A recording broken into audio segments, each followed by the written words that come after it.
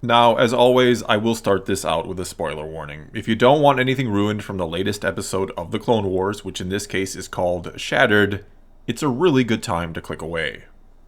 That said, I'm going to open this up by quoting a line, the very first line actually, from the classic Charles Dickens novel A Tale of Two Cities, and it goes, "It was the best of times, it was the worst of times."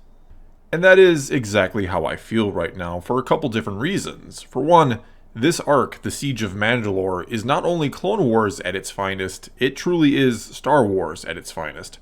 And yet at the same time, it's so dark and foreboding that it's almost hard to watch in a way. You can literally feel this weight on you, this sense of dread or impending doom in the air at the beginning, thanks in large part to the ominous music they used during it. And the irony or odd part is that it could be played or handled completely differently because, and this is assuming you're someone who doesn't know what's about to happen, some more upbeat or festive music to celebrate this apparent victory would make this feel like something else altogether. Because technically, we are on the verge of the best of times here. We are on the verge of the end of the Clone Wars with the Republic, the good guys, I guess, winning this thing. And not only that, but we're also on the verge of the Republic and or Jedi being at peace with Mandalore. I mean, I love that scene between Bo-Katan and Ahsoka, where Maul gets wheeled out like he's Hannibal Lecter from Silence of the Lambs, and Ahsoka makes mention of how she thought that type of device had been outlawed by her sister, by the Duchess Satine. And the way Bo-Katan responds by saying, "This is the last one." It's basically saying she thinks she sees peace in the future, and they'll never again need something like it. And yet we the audience know that peace is not in the cards, that assuming you've watched The Mandalorian, some really dark times are on the horizon for her people. And I can't help but feel that this arc has indeed been setting up a future storyline in that show, in The Mandalorian I mean, that the characters of Ahsoka and Bo-Katan will meet again, especially after the way Bo-Katan says, "Goodbye, Ahsoka Tano." I just can't help but feel like there's a lot of foreshadowing going on here. But anyway, there will be time for the Mandalorian Season 2 speculation at a later date. Let's get back to this episode and talk about how it's beautifully interwoven with Revenge of the Sith. I love that they lifted the council scene straight from the movie where they discuss the possibility of maybe having to remove Palpatine from office, and then they just extend it to include a conversation with Ahsoka. One where she says she's done her duty as a citizen and not a Jedi. Not yet, anyway. One where she also doesn't mention what Maul said about Anakin being a possible apprentice to Sidious. A decision she's likely going to regret much later when she learns the whole truth. And speaking of truth, one of the coolest parts of this episode in my eyes is not only does Fives get vindicated here, he's ultimately the hero of this whole thing. It was his uncovering of the truth and telling Rex about it, which is what caused Rex to hesitate just a few moments instead of immediately shooting Ahsoka after Order 66 was given. Instead, as he's compelled by the chip in his head to open fire, he tells her to find him, to find Fives, which of course later leads Ahsoka to the truth as well. And speaking of that, of Order 66 being given, what an incredible scene or sequence all around. Just perfect. From the music again lifted straight from Revenge of the Sith, to Rex at first coldly saying, "I'll do it" in regards to killing Ahsoka, to just the awesome spectacle that was Ahsoka fending off all the troopers. Troopers still wearing their orange painted helmets in honor of her. If this doesn't give you the chills or even bring tears to your eyes, I don't know what to tell you. It absolutely amazes me how well they're ending this series, how well they're merging or overlaying this with the movie Revenge of the Sith, tying all these new characters and storylines into everything so naturally. In so many ways, this feels like an extension of that movie, like we're just seeing Order 66 and learning all these new things from another perspective. Not to mention this, or just the Clone Wars in general, very much adds to or enhances that movie, especially everything with the chips and the clones and so on. And as I've pondered before in videos, I don't know if the chips in the clones' heads was always the idea behind Order 66 from Lucas. I mean, if you just watch the movies, I don't know that you'd need any explanation as to why the clones would fire on the Jedi without a second thought. Sure, you might question it a little bit, and in Revenge of the Sith, we do get a little sense that perhaps there is a friendship, or at least rapport, between the clones and their Jedi generals, thanks to the few comments we get between Cody and Obi-Wan.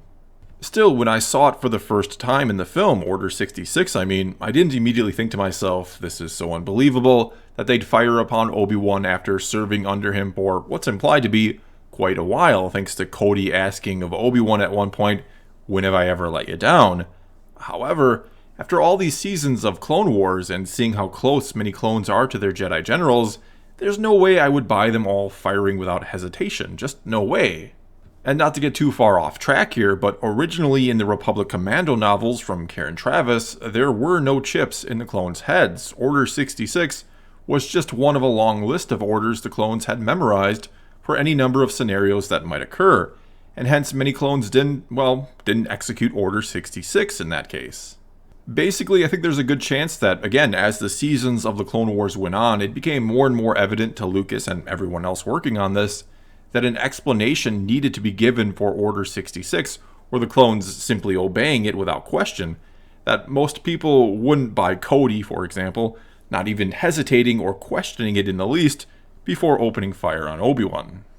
Either way, and though I'm a big fan of those Republic Commando novels, I've come to love the idea of chips in their heads. It all makes more sense and makes Palpatine's grand plan all the more devious, you could say. It means he had the foresight or anticipated that during the course of the war, the clones and Jedi would bond, and few things can truly bond or make brothers out of people like facing a war together, facing literal life and death on a day-to-day basis. It also makes it all the more heartbreaking for the clones in this case, or whenever they woke up and snapped out of this trance and realized what they had done.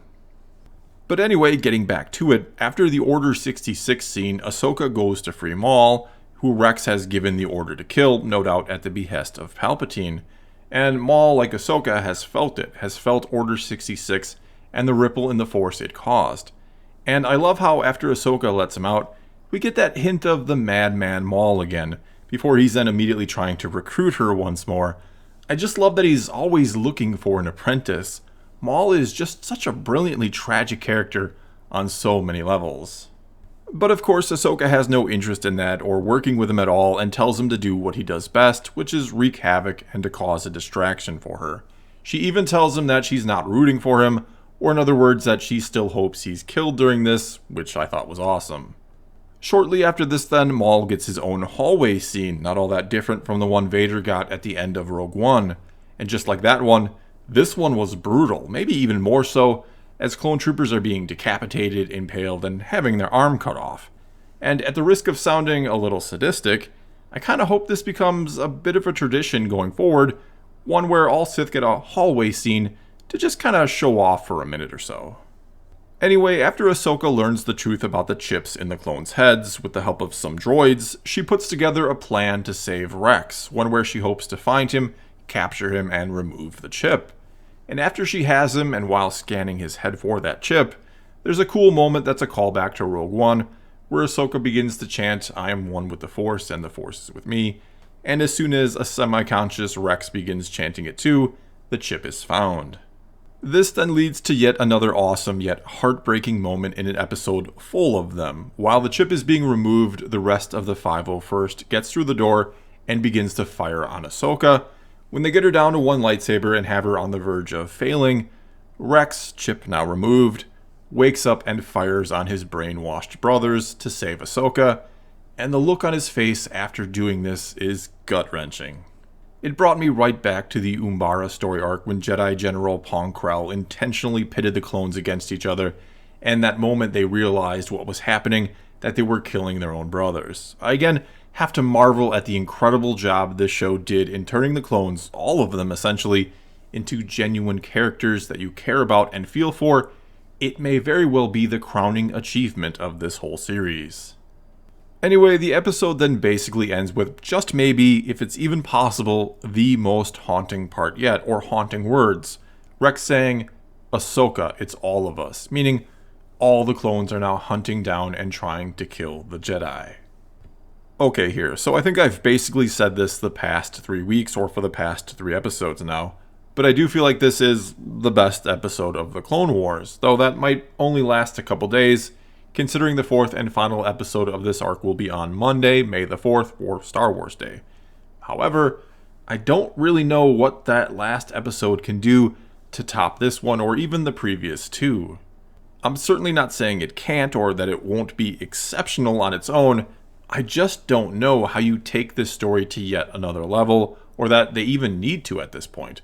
I'm expecting this last episode to maybe have some sort of twist, but to mostly show us how everyone gets away and where they essentially end up, mainly Maul, Ahsoka, and Rex. I wouldn't be surprised if we see Obi-Wan's message at some point, the one he sent in Revenge of the Sith, basically telling all Jedi to stay away, and that a new hope will eventually rise. Either way, this has been a phenomenal arc, the best the show has ever given us, which truly says something when you consider how many great arcs or stories we've got along the way. And I know there's been some people calling for, and I believe a petition is even floating around out there, to put this whole arc on the big screen when movie theaters and such open again. And it's certainly deserving of such treatment, because not only does it look incredible, in my opinion, this compares to and even exceeds the quality of some of the actual Star Wars films. Like I said before, this is Star Wars at its finest, not just Clone Wars or an animated show at its finest. And though this finale has been incredible, there's still this sadness that the show is coming to a final end. Again, somehow this is both the best of times and the worst of times. Well, that's all I've got for you this time. Now it's your turn to tell me what you thought about this episode or this arc overall so far. Is this some of the best Star Wars we've ever seen, or am I just crazy here? Either way, leave a comment below and let's talk some Star Wars. And until next time, thanks for watching.